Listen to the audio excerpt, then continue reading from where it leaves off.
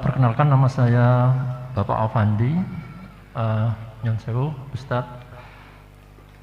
Yang ingin saya tanyakan, apakah benar mukjizat Al-Quran itu yang diturunkan kepada Nabi Muhammad secara langsung itu tidak ada di dalam Al-Quran, sebagaimana ditanyakan oleh musuh-musuh Islam atau yang benci dengan Islam. Secara ruhiyah diperhatikan, kalau yang lainnya mungkin di dalam surat Al-Qamar itu jelas kalau mukjizat Nabi itu bisa membelah bulan. Tapi Al-Quran itu sendiri yang diturunkan ke Nabi Muhammad, apakah ada surat yang menyebutkan bahwa Al-Quran itu benar-benar diturunkan kepada Nabi Muhammad? Demikian pertanyaan saya. Atas pertanyaan kami mengucapkan terima kasih. Wassalamualaikum warahmatullahi wabarakatuh. Assalamualaikum warahmatullahi wabarakatuh. Oke, berikutnya Bapak.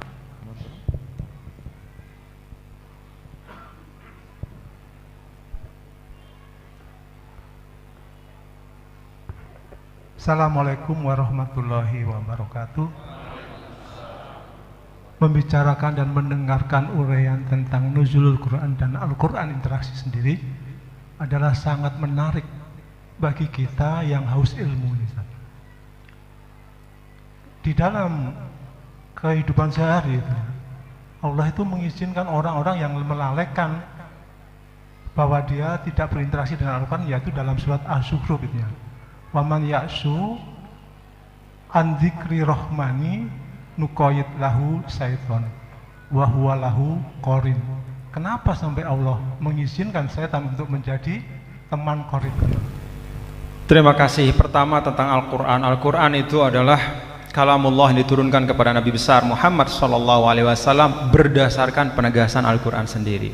Wa anzalna ilaika dzikra litubayyina linnas ma nuzzila ilaihim, dan telah kami turunkan kepadamu wahai Muhammad adz-dzikr, yaitu Al-Quran, litubayyina linnas ma nuzzila ilaihim, agar engkau kemudian menjelaskan kepada manusia.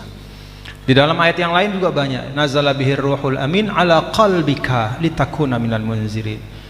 Nazala bihi ar-ruhul amin, Al-Quran itu dibawa oleh ar-ruhul amin, itu malaikat Jibril, ala qalbika, diturunkan ke hatimu wahai Muhammad, litakuna minal munzirin, engkau, untuk kemudian engkau berikan peringatan dengan isi Al-Quran itu kepada manusia untuk mengikuti jalan kebaikan. Dan Al-Quran sebagai mukjizat itu jelas juga dalam Al-Quran. Bahkan Al-Quran menantang, dan tantangan itu sampai sekarang.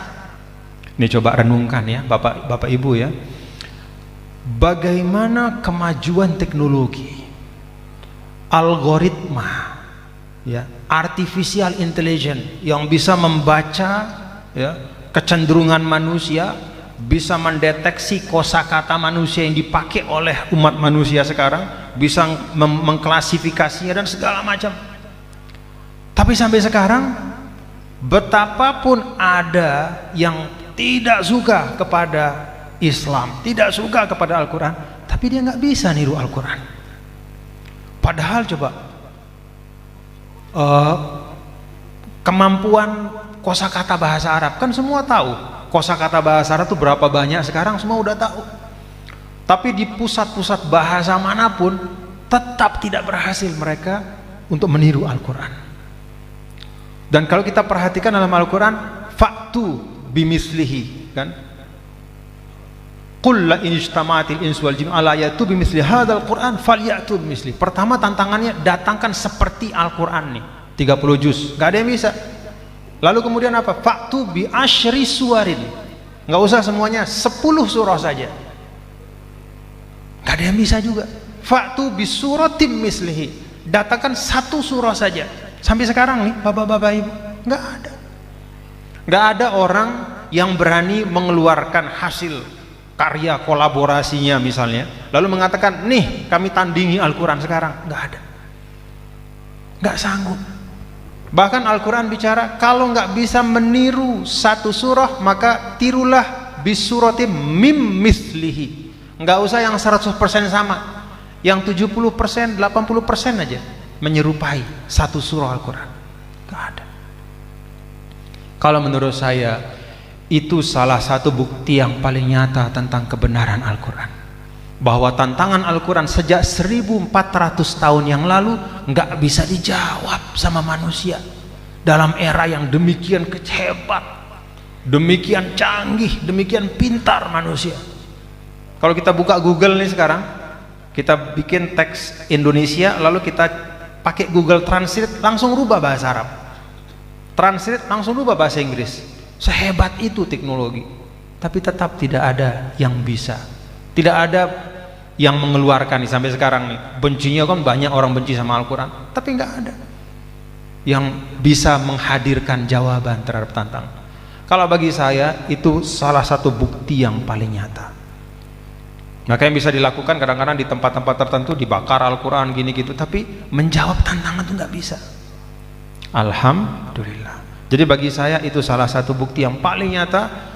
Demikian dahsyat perkembangan ilmu teknologi, kecerdasan manusia, kecerdasan artificial intelligence, komputer, superkomputer apa, menjawab tantangan Allah 1400 tahun yang lalu, mendatangkan teks yang bisa menyerupai Al-Quran. Gak ada.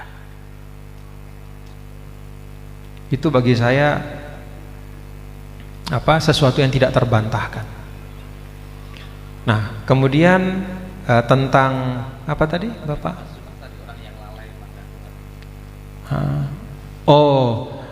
Kok apa tadi syaitan itu ya? Wa may ya'shu an dzikrir rahman nuqayyid lahu syaitana fahuwa lahu qarin. Siapa saja yang berpaling dari zikrir rahman, dari Al-Quran, dari ingat kepada Allah, selalu lupa saja kepada Allah, sepanjang waktunya dia lupa. Apa kata Allah? Nuqayyid lahu syaitana fahuwa lahu qarin. Kami siapkan dia syaitannya yang akan selalu menemani dia. Ayat ini peringatan buat kita bahwa ketika kita sudah lupa total kepada tuntunan ilahi, maka yang akan menemani kita otomatis itu namanya syaitan, dan ekspresinya adalah pada amal-amal yang tidak baik.